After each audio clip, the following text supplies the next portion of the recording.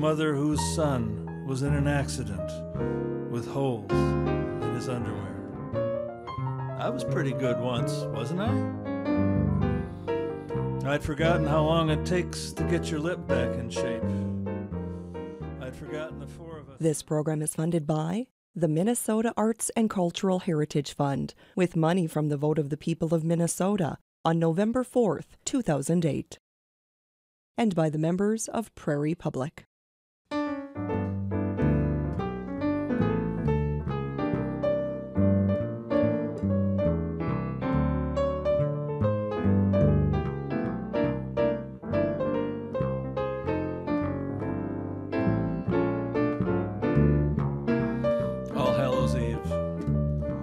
There won't be weather like this again till spring, we say.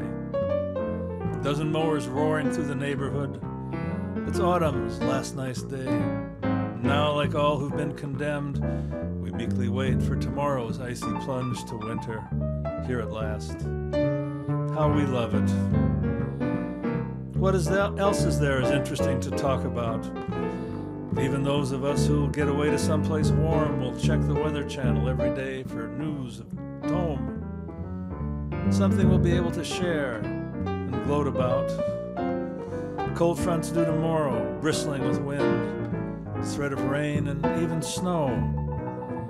All those years when it's been worse by now, far worse, like the one when they had to cancel Halloween. Just so we wait. Hopes rising and falling like our furnace thermostats. How we love what we know we can count on. Not long now, and it will really start getting bad.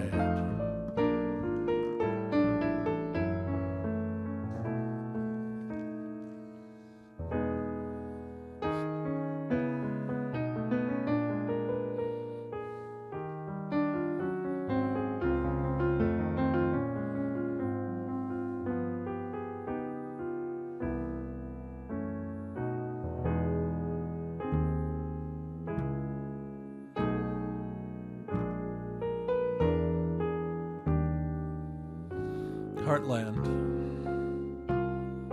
The winter wind chills plunge today, rekindling survivors' pride, as if we too are pioneers, preserving claims at any price.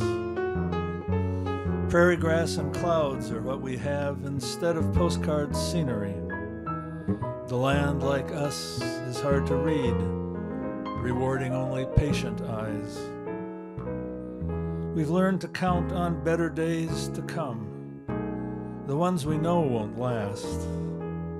Somehow content, we'll never find another place to love like this.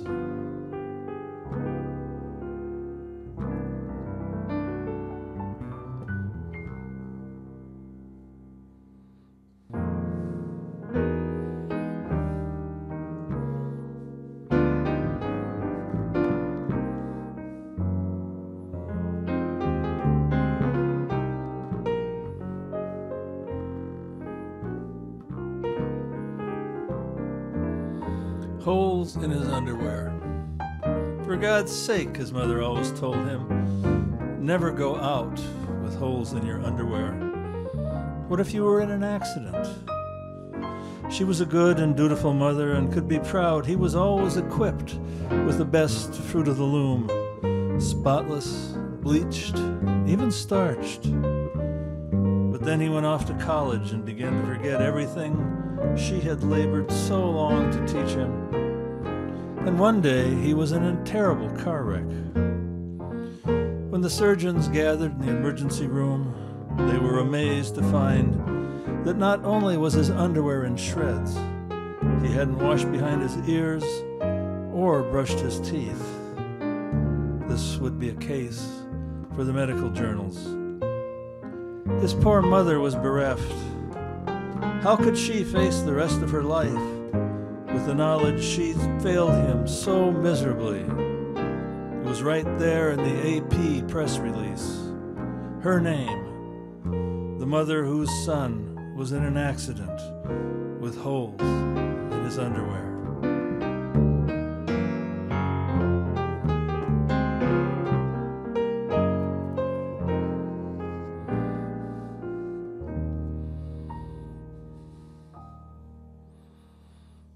we call ourselves Just Friends, with poetry and jazz.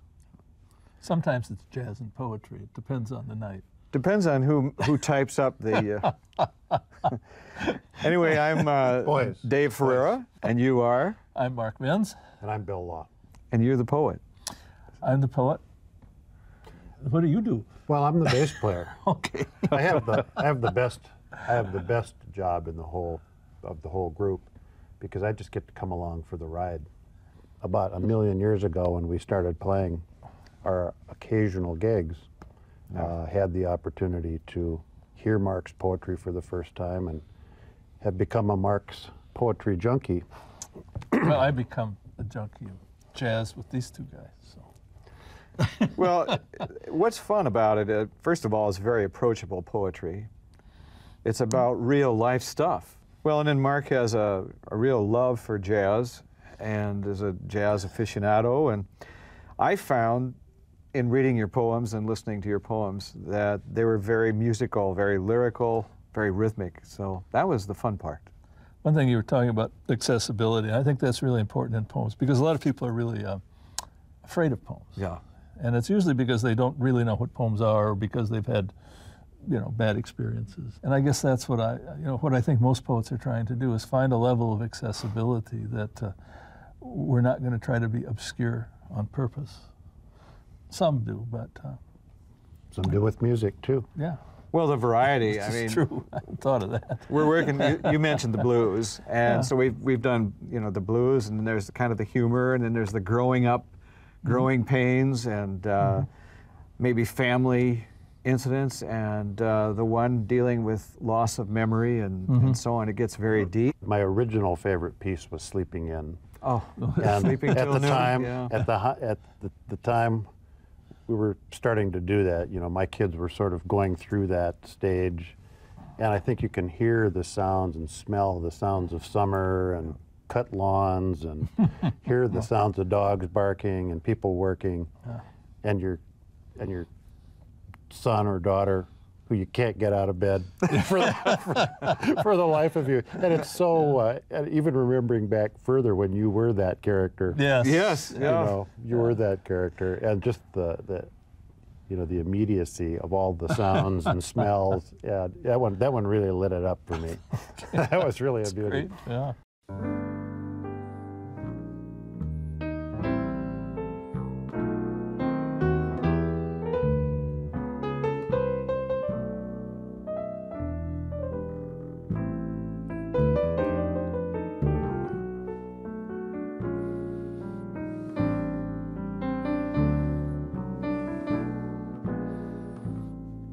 Sleeping till noon. Upstairs, my daughter lies swaddled in her bed sheets like an Eastern princess. Good sleeping weather last night. Any summer night is good for her. Lawnmowers, barking dogs, phone calls, the man next door scraping paint to raucous music. None of it matters to her, and I won't wake her either, not for anything less than the second coming. Not till noon, anyway. That's when my father's voice takes over. I can't help it. When I grew up, certain things were always held sacred. Long-distance calls, cleaning your plate, getting up at a decent hour. But let's face it, I don't sleep so well anymore, no matter what my intentions. Sunlight shakes me like there's something urgent I've forgotten. Alarm clocks follow me into every room. So sleep well, daughter. Sleep well for both of us on this fine summer morning. I'll take the phone off the hook, go outside and speak to birds and garbage trucks. And when we meet on the stairs, it will be with guilty smiles. Here's one thing at least I haven't managed to forget. Good morning, daughter. Yes, indeed, it was.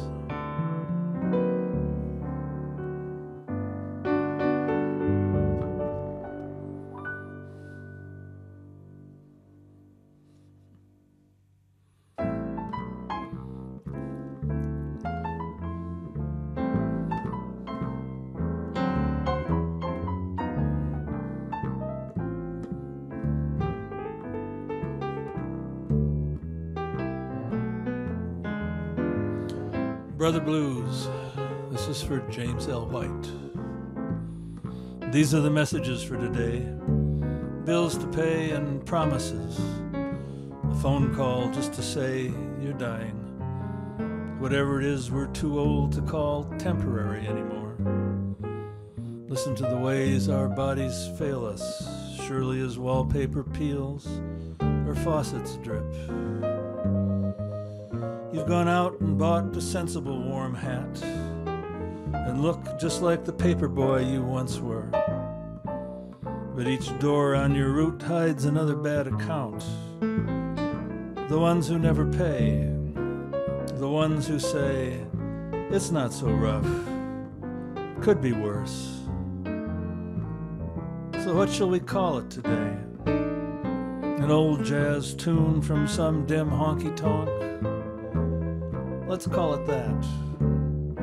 And walk out into winter, looking for a good all-night cafe.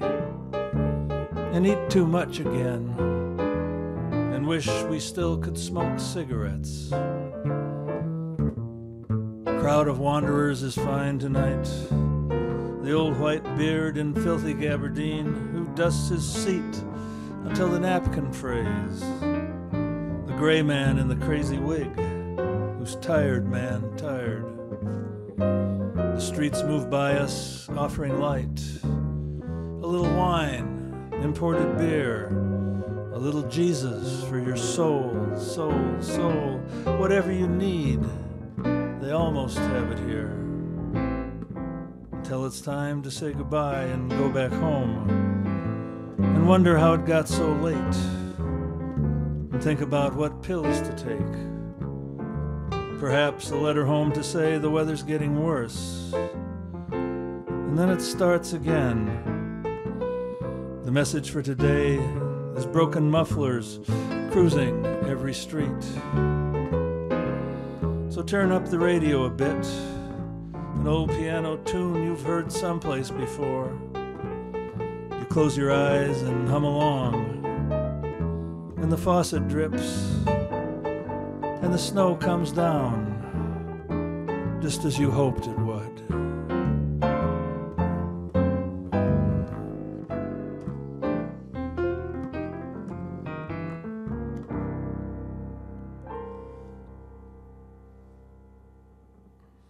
The other favorite poem from the beginning was the piece for David. Oh. Because anybody who knows David, especially David, let's say 25 or 30 years ago, he was pretty intense. Not that David's not intense now, but that really encapsulates who David is, the guy that I knew and loved from a million years ago. And it's that's priceless. Well, to know a person that well. We for many years we played tennis Friday afternoons, and David would always drive, and sometimes those were pretty exciting rides. He said, "What are you doing now? Where are you?" Well, so that's how the poem came about. I have a tendency to talk to drivers. But we all got there in one piece. We got there. Yeah. Who knew a Datsun could go on two wheels?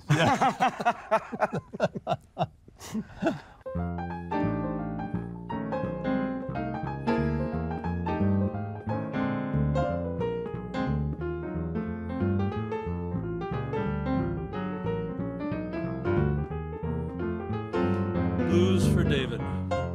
They're all out today, every last blessed one of them, in their shaggy, draggy, pick-down trucks, their shiny, whiny stuck-ups, their beat-red, beat-bought Buicks. Ragtops, bus stops, sleek cats, wagon brats, four-wheelers, big dealers, lane-jumping, tire squealers, and every last light is red. Smoke belchers, Raquel Welchers, heavy Chevys, bevies, lost anglers, road manglers, syncopated dare danglers, and every last light is red. Retirees, conspirees, town cruisers, weavy boozers, redheads, flatbeds, lead-footed soon-be-deads. They're all out today, and they're waiting. They're waiting. You know they're waiting. Waiting just for you.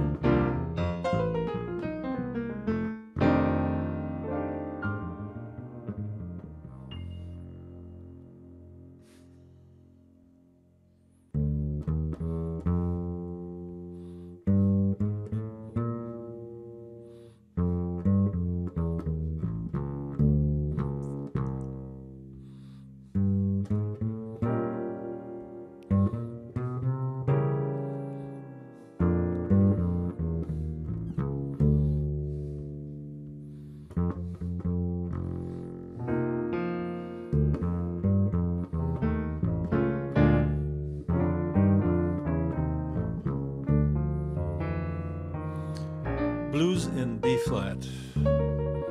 How was I to know my roommates wouldn't let me keep that trumpet? It sounded like such a good idea. And only $25 from this guy I met in a bar. We'd each had a few beers, and when we got to talking, he brought the case out from under the table. The horn was an old-timer, a little dented, but not too bad. Just like the one I had in junior high. He played a couple of riffs and we talked some more. He could have been good, you know, if he'd have kept up with it. But school got in the way, and his job. Now he needed $25 for a bus ticket to get back home.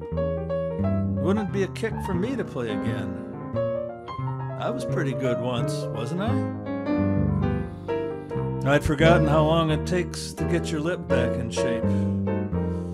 I'd forgotten the four of us in that little house with midterms coming up. Every place I tried to practice was the wrong place. It got so bad I had to sit in my closet with the door closed and an old sock stuffed in the bell of the horn. But even that wasn't enough for my roommates. How foolish and inconsiderate could I be anyway? Not to mention my crimes against music. So I took that trumpet back to the bar one night and waited until this guy came over and asked me what I had in the case. Turns out he'd been a trumpet player too, once upon a time. Couldn't stop fingering those valves. I could see in his eyes I had him. $25 was the easy part. I should have gotten more. Should have known better, too. A few nights later, when I happened to go back to the bar, there he was in the corner booth, talking to this other guy, with the trumpet on the table between them. I left before he saw me, and I never went back to that place again. When I was a kid, my parents tried to talk me into playing something practical, like the piano. But of course, I didn't pay any attention. There was something about that shiny trumpet that wouldn't let go of me. Something secret, something grand. Even now I have to wonder about that $25 trumpet in the bar. It wouldn't surprise me one bit to find out it's still making the circuit week by week. After all, there are still a lot of us around.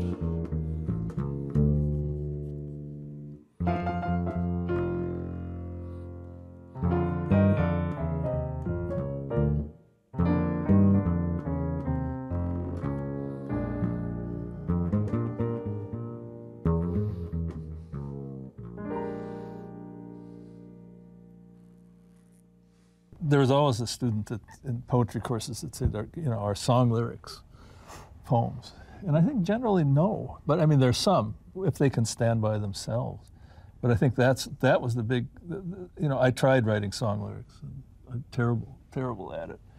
But to find David to make my poems, in a sense, into lyrics, not really, but to give them that form, that embodiment, has really been exciting for me. Mm-hmm. I find myself in my writing paying a lot more attention to sounds. Mm-hmm. I find myself writing a piece on purpose that's a blues piece, for example, with those kinds of rhythms. And again, it's stuff that I've learned from you guys. So it really carries over. But it's such a kick for me because when you're working with people in another medium, in your case, music, you hear your own work so totally differently. Yeah. And I can't tell you how much I've learned from these two.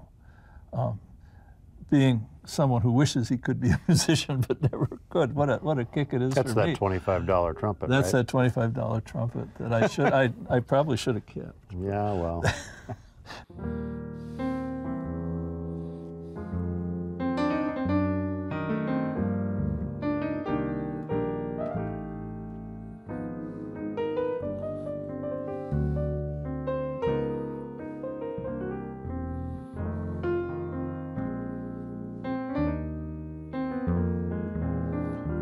memory care unit. I don't know where I'm supposed to be, she says, beginning her rosary of wringing hands. If past is prologue, then tomorrow is the day that never comes. Myrtle simply babbles, fiercely carpet-sweeping clean wood floors, while Alm is off again to find the sister she knows is waiting somewhere just beyond closed doors.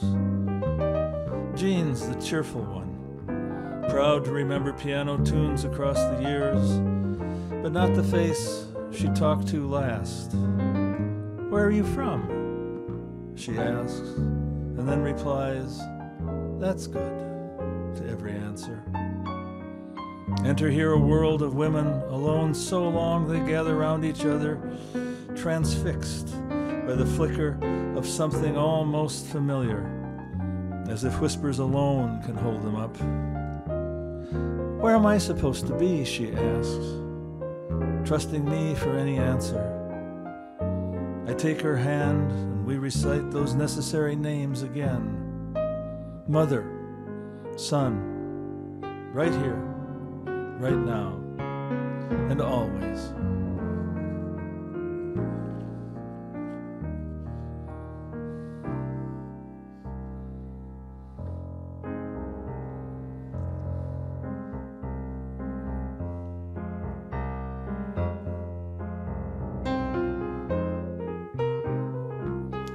Any day now. Like so many of their generation, my parents learned to live by what they had to give up. Long after they could afford it, they still couldn't bring themselves to buy something not on sale. My father tore his paper napkins in two and saved half for another meal. My mother was an expert on every off-brand on the grocery shelves. And all those retirement trips they never took, right up until the cancer robbed my father of everything, his voice fading into phone static, still promising that visit, the one they were going to make any day now. Lately, I hear that voice more and more often, and there's the dream that sometimes comes with it, the one where my father and I are listening to baseball on the kitchen table radio, scarcely speaking, even when something exciting happens.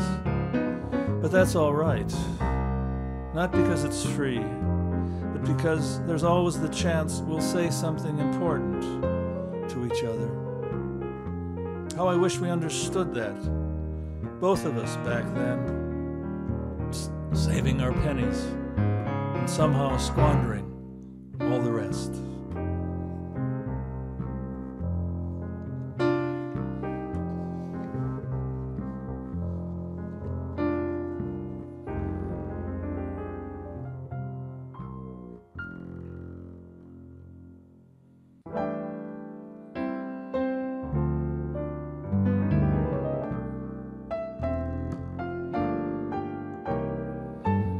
Fireworks.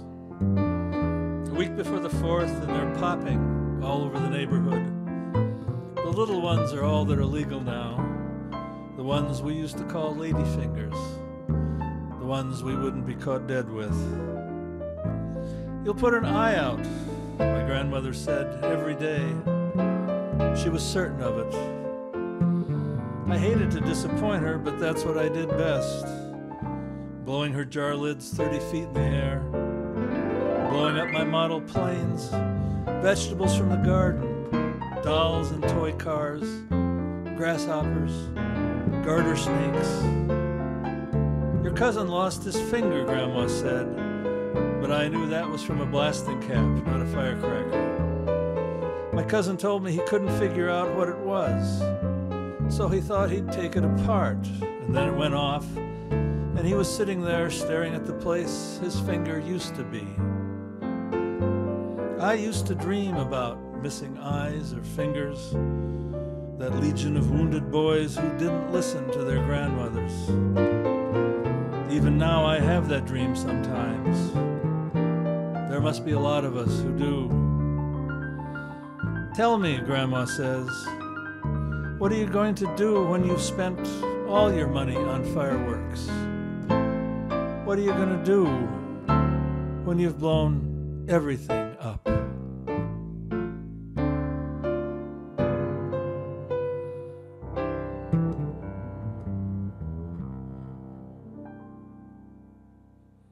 This program is funded by the Minnesota Arts and Cultural Heritage Fund, with money from the vote of the people of Minnesota on November 4th, 2008, and by the members of Prairie Public.